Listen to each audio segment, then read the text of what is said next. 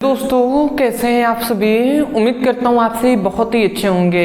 तो आज के इस वीडियो में हम पढ़ने वाले हैं क्लास 11th केमिस्ट्री का दूसरा चैप्टर जो है परमाणु की संरचना। और इस चैप्टर का हम बहुत ही इंपॉर्टेंट टॉपिक आज के इस वीडियो में हम पढ़ने वाले हैं जो है हुंड का अधिकतम बहुलकता का नियम। तो हुंड के अधिकतम बहुलकता का नियम क्या होता है आज के इस वीडियो में पूरी तरीके से डिटेल में एक्सप्लेन करेंगे। मैं आपको विश्वास दिलाता हूं बहुत ही आसानी तरीके से समझ में आएगा आपको। देखिए हुंड ने अपने नियम में क्या बताया इसको हमें समझना पड़ेगा, क्योंकि ये थोड़ा सा हुंड का जो नियम है ना वो थोड़ा सा डीप में उन्होंने बात किया गया है। उन्होंने हमें ये बताया कि जहां तक संभव हो सके किसी भी उपकोष के कक्षक में अयुग्मित इलेक्ट्रॉनों की संख्या अधिक होती है और उनके चक्रण की दिशा मतलब इलेक्ट्रॉनों की चक्रण की या गति की दिशा जो होगी वो भी समदिश होगा। देखिए अभी आपको बात समझ में नहीं आ रहा होगा, कोई दिक्कत नहीं है, अभी हमने समझाना स्टार्ट नहीं किया है। जब आपको समझाया जाएगा याद होगा आपको, ठीक है ना, निश्चिंत रहना है। देखिए यहाँ पे कुछ बातें हैं जो लिखा गया है, थोड़ा सा एक बार हम पढ़ लेते हैं, समझने का प्रयास करते हैं, समझ में आ जाए तो अच्छी बात है।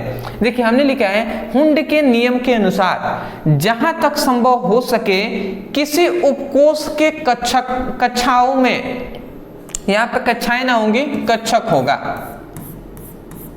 किसी उपकोष के कक्षकों, किसी उपकोष के कक्षकों में, कक्षकों में ऐसा नहीं होगा, कक्षकों में होगा।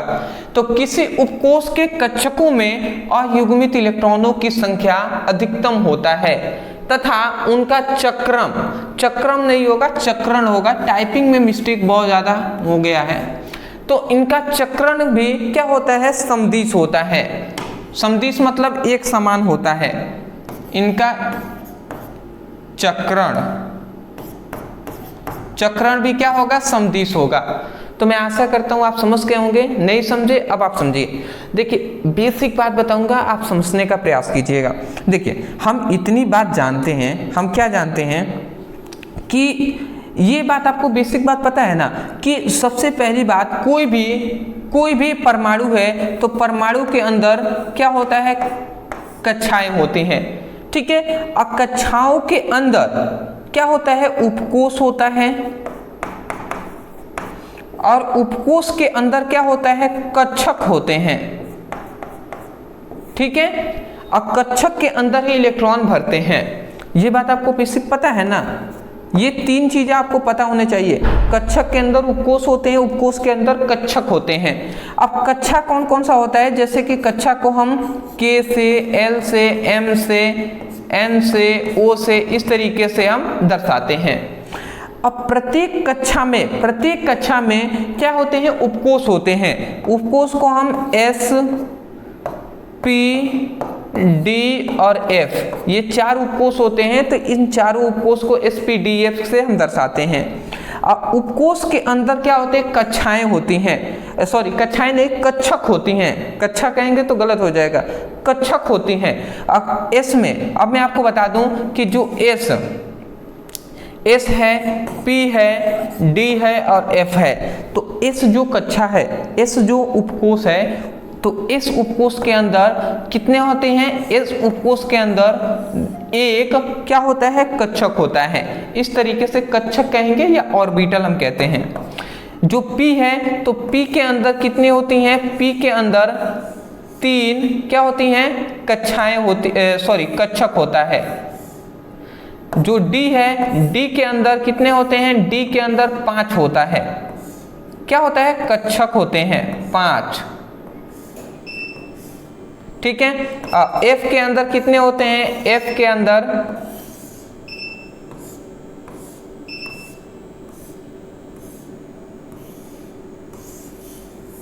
F के अंदर 7 होते हैं। इतनी बात याद रखेंगे। S के अंदर S के अंदर कितने, S के अंदर एक कक्षक होता है। तो याद रखेंगे S जो एक कक्षक में यदि एक कक्षक हो तो एक कक्षक में कितने इलेक्ट्रॉन भरेंगे, अधिक से अधिक 2 इलेक्ट्रॉन। जैसे इस कक्षक में अधिक से अधिक 2 इलेक्ट्रॉन भर सकते हैं, जैसे कि एक इस तरीके से एक जस्ट इसके अपोजिट दिशा में भरेगा, तो एक कक्षक में 2 इलेक्ट्रॉन भरते हैं। दूसरा है पी कक्षक, तो पी कक्षक में अधिक से अधिक देख रहे हैं 3 कक्षक हैं, तो 3 में 6 इलेक्ट्रॉन भरेंगे ना, अधिक से अधिक 2 इलेक्ट्रॉन भर रहे हैं, तो इसमें 2 इसमें 2 इसमें 2, मतलब टोटल 6 भरेंगे। डी में अधिक से अधिक 10 भरेंगे और एफ में अधिक से अधिक 14 भरते हैं। ये बात बेसिक जिनको पता है उनको आसानी से समझ में आ जाएगा। देखिए जो हुंड हैं उनका ये कहना था कि कोई भी उपकोष है, ये उपकोष है ना, तो किसी उपकोष के जो कक्षक होंगे, किसी उपकोष के कक्षकों में इलेक्ट्रॉन, मतलब किसी उपकोष के कक्षकों में अयुग्मित इलेक्ट्रॉनों की संख्या अधिक होती है। अयुग्मित इलेक्ट्रॉनों की संख्या अधिक का मतलब कि जैसे ये पी ब्लॉक है, तो जैसे मान लेते हैं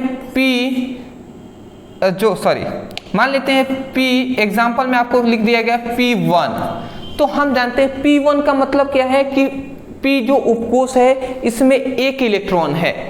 तो 1 इलेक्ट्रॉन का मतलब कि हम जानते हैं P में कितनी कक्षाएं होती हैं, P में हम जानते हैं 3 कक्षक होते हैं, 3 कक्षक होते हैं, तो 3 हमने कक्षक बना लिया। और इसमें 1 इलेक्ट्रॉन है तो हम 1 यहाँ पे दर्शा देंगे, ठीक है। उसके बाद मान लेते हैं, सपोज दैट समझिएगा, मान लेते हैं यहाँ पे 2 इलेक्ट्रॉन होगा, तो 2 इलेक्ट्रॉन होगा, तो अब यहाँ पे यही समझने वाली बात है, यही बस हुंड ने यही बात बताया, अब आप समझ जाएंगे। 1 इलेक्ट्रॉन था तो 1 हमने दर्शा दिया, फिर से 2 इलेक्ट्रॉन अब हो गया तो 1 इलेक्ट्रॉन हम यहाँ पे दर्शा देंगे, ठीक है। हम जानते हैं एक जो कक्षक होता है उसमें 2 इलेक्ट्रॉन भरते हैं, तो हम यहाँ पे 1 इलेक्ट्रॉन और हम नहीं भरेंगे, यहाँ पे हम 1 इलेक्ट्रॉन और इस तरीके से नहीं भरेंगे। हुंड का ये कहना था कि यहाँ पे 1 इलेक्ट्रॉन नहीं होगा, वो इलेक्ट्रॉन सबसे पहले 1 और इसमें भरेगा, ठीक है। उसके बाद फिर से मान लेते हैं, फिर से P3 अगर आ गया तो P3 का मतलब P उपकोष में 3 इलेक्ट्रॉन है, तो 3 इलेक्ट्रॉन है, तो इसका मतलब ये हो गया कि ये 3 मान लेते हैं कक्षक है, तो पहले ऐसा नहीं है कि इसमें ही 2 भर के इसमें 1 भरेगा, पहले इसमें 1 भरेगा, फिर से इसमें 1 भरेगा। जब तीनों में अयुग्मित है कि नहीं, देख रहे हैं जोड़ा बन रहे, अयुग्मित का मतलब होता है जोड़ा न बने, तो वही बात कहा जा रहा है कि हुंड के नियम के अनुसार जहां तक संभव हो सके किसी उपकोष, ये उपकोष है तो किसी उपकोष के कक्षकों में, किसी उपकोष के ये कक्षकों में अयुग्मित इलेक्ट्रॉनों की संख्या अधिकतम होती है। अयुग्मित इलेक्ट्रॉन का मतलब कि इलेक्ट्रॉन को जोड़ा अधिक, मतलब इलेक्ट्रॉन का जोड़ा न बने, ऐसे अधिक इलेक्ट्रॉन आपको पाए जाएंगे। जैसे यहाँ पे इलेक्ट्रॉन का जोड़ा है, ठीक है, बट यहाँ पे आप देख रहे हैं इसमें 1 है, इसमें इलेक्ट्रॉन को जोड़ा बना नहीं बना, इसमें भी नहीं बना। मान लेते हैं, आप सोच रहे होंगे, मान लेते हैं P4 आ गया, P4 आ गया, तो P4 में हम जानते हैं कि इस तरीके से 1 2 4 सॉरी मान लेते हैं ये 3 इसमें कक्षक हो गए, 3 इसमें कक्षक हो गए। हम जानते हैं इसमें P उपकोष में 4 इलेक्ट्रॉन होंगे, तो 1 इलेक्ट्रॉन यहाँ पे भरेगा, फिर से 1 पहले इसमें भरेगा, फिर से 1 इसमें भरेगा, तो 3 इलेक्ट्रॉन एक पहले अयुग्मित रूप में भर जाएंगे। उसके बाद हुंड के ये कहना था, उसके बाद फिर से आकर इसमें अपोजिट भरेगा, समझ रहे हैं ना, फिर से इसमें भरेगा, फिर से 5 हुआ तब जाकर इसमें 1 भरेगा, मतलब स्टेप बाय स्टेप भरना है। ऐसा नहीं है कि मान लेते हैं 3 व्यक्ति हैं, मान लेते हैं यहाँ पे 3 व्यक्ति हैं, तो ऐसा नहीं है कि एक को मान लेते हैं 2 रोटी भूख है, मान लेते हैं कि ये 3 व्यक्ति हैं और 2 रोटी हैं, तो ऐसा नहीं है कि एक, हम जानते हैं कि 3 इंसान हैं और तीनों इंसानों का भूख है कि मतलब 2-2 रोटी खा लेंगे तो उनका पेट भर जाएगा, और 2 ही आपके पास मान लेते हैं रोटी है, तो ऐसा नहीं है कि 2 रोटी आप एक ही व्यक्ति को खिला दें और 2 को भूखा रख दें, ऐसा नहीं करना है।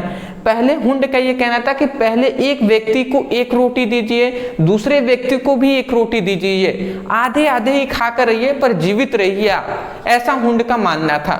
समझ रहे हैं ना, ऐसा नहीं है कि 1 व्यक्ति 2 व्यक्ति भूखे रह जाएं और 1 व्यक्ति पूरी तरीके से खाकर असंतुष्ट रहे, ऐसा नहीं करना है, ठीक है। तो यही बात है, मैं आशा करता हूँ समझ गए होंगे। कहा यह जा रहा है यहाँ पे डीप में यही समझने का प्रयास आपको करना था। मान लेते हैं, देखिए इसको थोड़ा सा मैं मिटा दे रहा हूँ, मान लेते हैं, मैं थोड़ा सा एग्जांपल से समझाना चाहूँगा।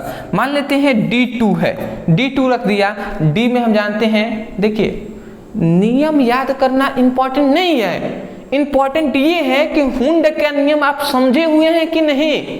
आप समझेंगे कैसे, जब यहाँ पे एग्जाम्पल से समझेंगे। हुंड का केवल यही कहना था कि डी, मान लेते हैं ये डी उपकोष है, तो डी उपकोष में कितने कक्षक हैं, कक्षक तो 5 है, तो मान लेते हैं ये 5 कक्षक इसमें होंगे, 1 2 3 4 1 5, मतलब यहाँ पे हुंड का यहाँ पे 5 यहाँ पे कक्षक हमने बना दिया। डी में 2 इलेक्ट्रॉन है, तो हुंड का ये कहना था कि एक में हम जानते हैं एक कक्षक में 2 इलेक्ट्रॉन भर सकते हैं, तो दोनों को हम यहीं पे नहीं भर देंगे, 1 इलेक्ट्रॉन भरेंगे, फिर से इसमें 1 इलेक्ट्रॉन भरेंगे। मान लेते हैं फिर से यहाँ पे मान लेते हैं डी, अगर मान लेते हैं 4 आ गया, डी 4 हो गया, तो हुंड का ये मानना था कि ऐसे 1 2 3 4, मान लेते हैं ये 5 इनकी कक्षक हैं, तो हुंड का ये कहना था कि एक ही में हम चारों इलेक्ट्रॉन को एक एक देंगे, एक एक इलेक्ट्रॉन पहले चारों में भरेंगे। मान लेते हैं यहाँ पे अगर 5 होता, सपोज दैट कि यहाँ पे मान लेते हैं अगर 5 होता, ठीक है, यहाँ पे मान लेते हैं यहाँ पे अगर 5 होता, तो 5 होता तो एक और इसमें भरता। मान लेते हैं सपोज डेट यहाँ पे D7 कर दिया, तो D7 का मतलब क्या है, 1 2 3 4, मतलब 5 हो गया। तो हुंड का 7 इलेक्ट्रॉन है, तो पहले एक एक सभी में भरेगा, जब एक एक भर गया उसके बाद फिर से एक और इसमें भरेगा, फिर से एक और इसमें भरेगा, तब जाकर जोड़ा बनेगा, पहले अयुग्मित इलेक्ट्रॉन ही भरेंगे। तो वही बात कहा जा रहा है कि हुंड के नियम के अनुसार जहां तक संभव हो सके किसी उपकोष के कक्षकों में अयुग्मित इलेक्ट्रॉनों की संख्या अधिकतम होती है, अयुग्मित इलेक्ट्रॉनों की संख्या अधिकतम होती है तथा उनका चक्रण भी समदिश होता है। चक्रण समदिश का मतलब कि देखिए इनकी चक्रण की दिशा, इनकी गति की दिशा एक ओर की है कि नहीं, इस दिशा में गति कर रही हैं, ठीक है। ये सभी की चक्रण की दिशा सभी का क्या होगा, समदिश होगा। जब भी अयुग्मित इलेक्ट्रॉन की संख्या अधिक होगी तो उनका चक्रण की दिशा भी समदिश होगा। देख रहे हैं इसमें युग्मित इलेक्ट्रॉन है, तो युग्मित इलेक्ट्रॉनों में इलेक्ट्रॉनों की गति की दिशा अपोजिट है, एक इधर बह रहा है तो एक इधर, ठीक है ना। परंतु जो अयुग्मित इलेक्ट्रॉन है इसमें चक्रण की दिशा सभी को समदिश है, एक समान है, समझ रहे हैं। उसके बाद यहाँ पे कहा जा रहा है कि ऐसा होने के कारण मतलब क्या है कि अयुग्मित इलेक्ट्रॉनों की संख्या अधिक होगा तथा चक्रण की दिशा समदिश होगा, तो ऐसा होने के कारण इलेक्ट्रॉनों के बीच बहुत कम प्रतिकर्षण बल लगेगा, अतः उपकोषों की अस्थायित्व बढ़ जाएगी।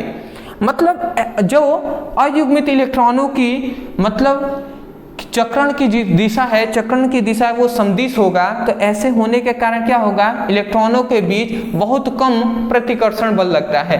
बहुत कम प्रतिकर्षण बल का मतलब क्या हुआ कि ये जो इलेक्ट्रॉन है हम जानते हैं कि ये इनका बाउंड्री है, ठीक है। तो अगर एक इलेक्ट्रॉन इसमें है, मान लेते हैं ये एक इलेक्ट्रॉन इसमें है, तो इलेक्ट्रॉन पर ऋणात्मक आवेश होता है, हम जानते हैं।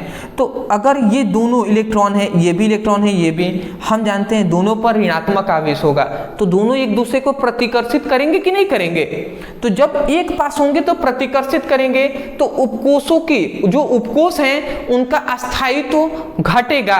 परंतु जब अयुग्मित इलेक्ट्रॉन है, एक एक इलेक्ट्रॉन है, अलग अलग हैं, तो उनके बीच प्रतिकर्षण बल लगेगा ही नहीं। जब नहीं लगेगा तो उपकोषों की अस्थायित्व तो बढ़ जाएगी ना। तो इसीलिए कहा जा रहा है कि ऐसा होने के कारण इलेक्ट्रॉनों के बीच बहुत कम प्रतिकर्षण बल लगता है, ठीक है। अतः इनके उपकोषों की जो अस्थायित्व होता है वो बढ़ जाता है। मैं आशा करता हूं आपको समझ में आया होगा। यहां पर हुंड के नियम में यही बात बताया गया था जो कि मैंने थोड़ा सा एक्सप्लेन करने का प्रयास किया है।